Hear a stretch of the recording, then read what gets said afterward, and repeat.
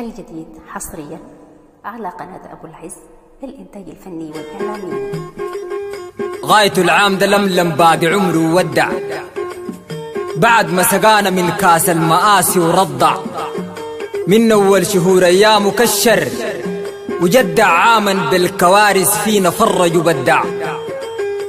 من نتلاقت 20 مع 20 لقينا نفسنا جوا كوارث متحشرين دقيناه صيوان للمحن فارشين لقينا العام ده عكس البيه متباشرين زي العام ده ربنا تاني تبلا يعيده لا ضقنا التراويح لا احتفال بعيده عاما في الكوارث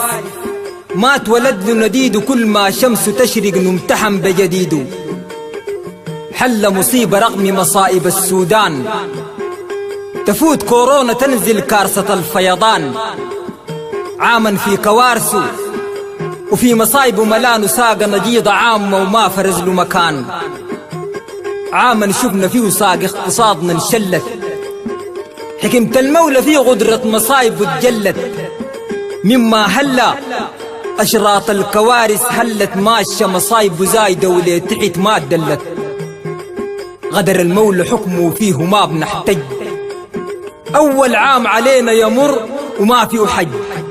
فيه الدغري مال واستعدل المعوج وشفنا كوارث طالعة وتأتي من كل فج فيه سطرت أغوال دروس علوم موقف إنه نصبر للمحن محسوم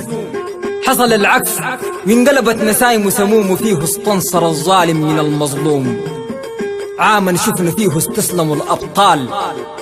عب شهور من أفراحنا خم وشال أثروا على المساكين منطبع لا زالوا جهجه حتى أصحاب النفوذ والمال مما حل يتحلت مصايبه معاه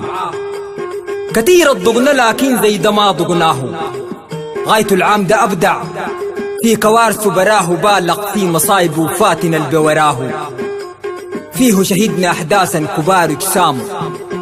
قليلا منا مفرح والبقية آلام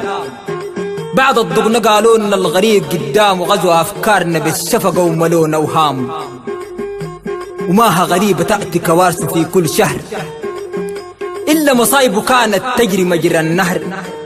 مجرد ذكرى أحداث ليس سب الدهر كوننا إن نبتلى بالمصايب فخر فيه استصعب الحال في المعايش وغيره قدر ما تقضي حيرتك تنخلق لك حيرة رغم مشاكل الناس